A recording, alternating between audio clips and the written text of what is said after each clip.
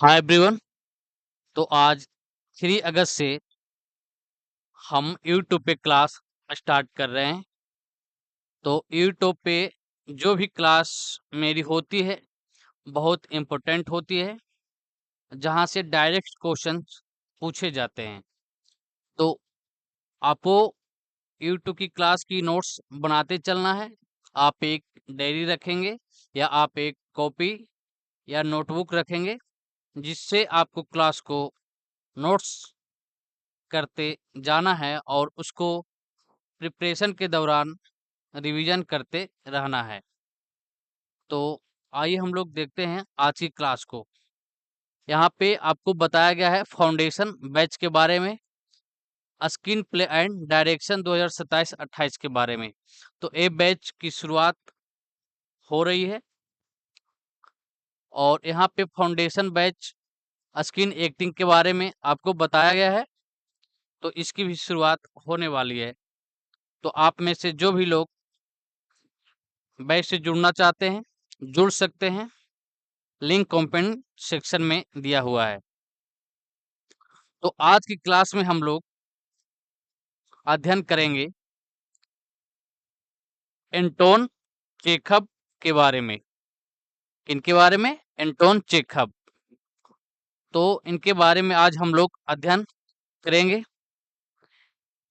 यहाँ पे आपको बताया गया है इनके बारे में कि जो एंटोन चेखव हैं वो एक मास्टर हैं किसमें, रशियन नाटककार में, जिनकी बहुत सारी शॉर्ट स्टोरी और नॉवेल्स यानी कि मॉडर्न लिटरेचर है।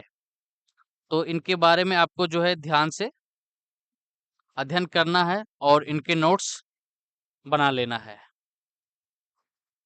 एंटोन चेखव एक मास्टर रशियन नाटककार और शॉर्ट स्टोरी राइटर थे, जिनके कामों ने मॉडर्न लिटरेचर को बदल दिया।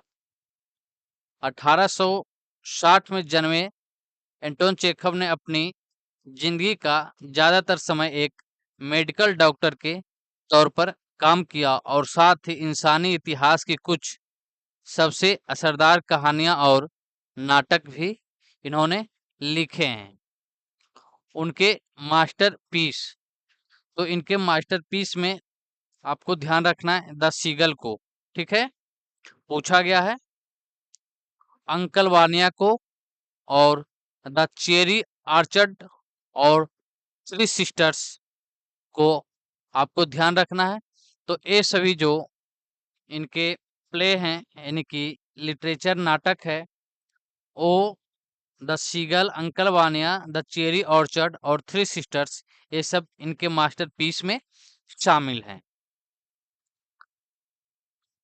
एंटोन चेखव ने मेलोड्रामा से हटकर सूक्ष्म गहरे रियलिस्टिक इंसानी अनुभवों की ओर ले जाकर थिएटर की पूरी तरह से इन्होंने क्या किया, बदलाव किया। उन्हें अब तक के सबसे महान शॉर्ट स्टोरी राइटर में से एक माना जाता है, जो अपनी गहरी हमदर्दी और रोजमर्रा की जिंदगी की शांत मुश्किलों को पकड़ने की अनोखी काबिलियत के लिए जाने जाते हैं। तो इतना जो है आपको ध्यान रखना है एंटोन चेखव के बारे में। अगर ज्यादा कुछ आप नहीं ध्यान रखेंगे, ठीक है, तो आपको ये ध्यान रखना है कि रशियन नाटककार थे, ज्यादातर जो है शॉर्ट स्टोरी लिखते थे। ठीक है, और इनके आप जो प्ले हैं यानी कि नाटक है मास्टरपीस, उनमें the seagull, uncle Vanya, the cherry orchard और थ्री सिस्टर्स को आप ध्यान में रखेंगे। द सीगल, द सीगल जो इनकी है वो द सीगल जो है रूसी नाटककार एंटोन चेखव का एक जो है नाटक है, जिसे 1895 में लिखा गया था। कब? 1895 में।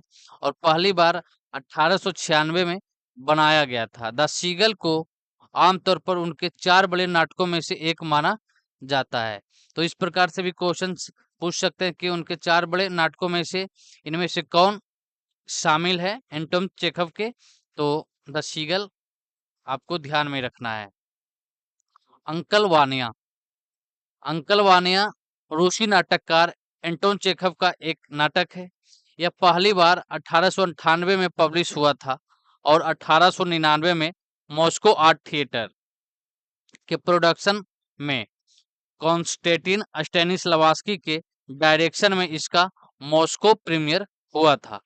तो ध्यान रखना है कि जो एंटोन चेखव है, इनका जो है संबंध मॉस्को आर्ट थिएटर, जिसकी स्थापना अपने दोस्त के साथ मिलकर कॉन्स्टेंटिन स्टेनिस्लावस्की ने की थी, तो इनसे भी है, इस बात को आपको ध्यान रखना है।